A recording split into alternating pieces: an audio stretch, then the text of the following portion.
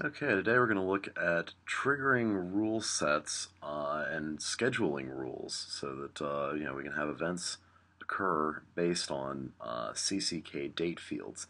There are a couple tutorials online about this, but it's a fairly complex subject, so I'm going to do a quick video on it.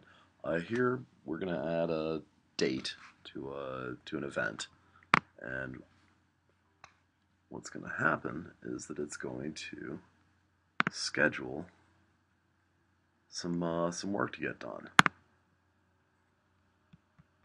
So now that we've saved that event, you'll see that we now have this rule set that's going to be executed here.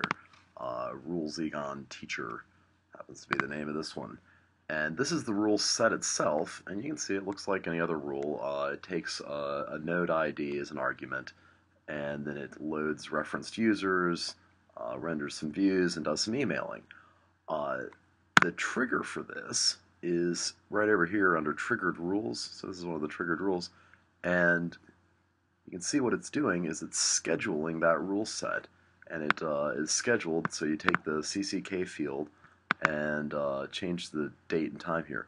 The important thing to remember is that the identifier needs a unique ID in it. We'll see that right here is the node ID, and if you don't have that, it's going to overwrite this schedule every time you create a new event. You don't want that. So you have to have a unique identifier, one of these token replacement patterns, in your identifier for it to work effectively. But you'll note that we wanted something to happen 4 hours previous to the date and time that we set it to. And so here in about 4 minutes, I'm going to get an email because this triggered rule, Egon Teacher, again, you come to triggered rules, look at the rostered email. Right here is actually schedule this rule set. You can look at it down in here. It's one of those actions. It's one of the many actions that I had never really looked at. And so these rule schedulers will just, they'll activate any rule set that you choose.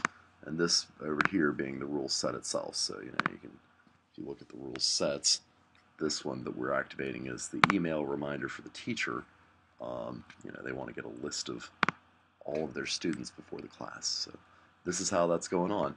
And this, all it takes is rules and views integration for this stuff to work.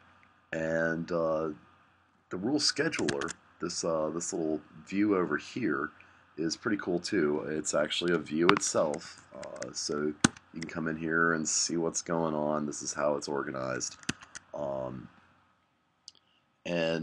That's really all it is to it. So you can create a rule set, take the argument in it, and then create a triggered rule over here.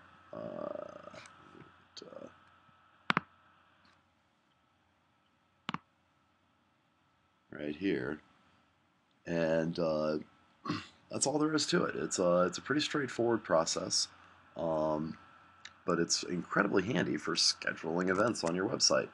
If you have any questions, put them in the blog or on YouTube. Take care and have a great day. Bye-bye.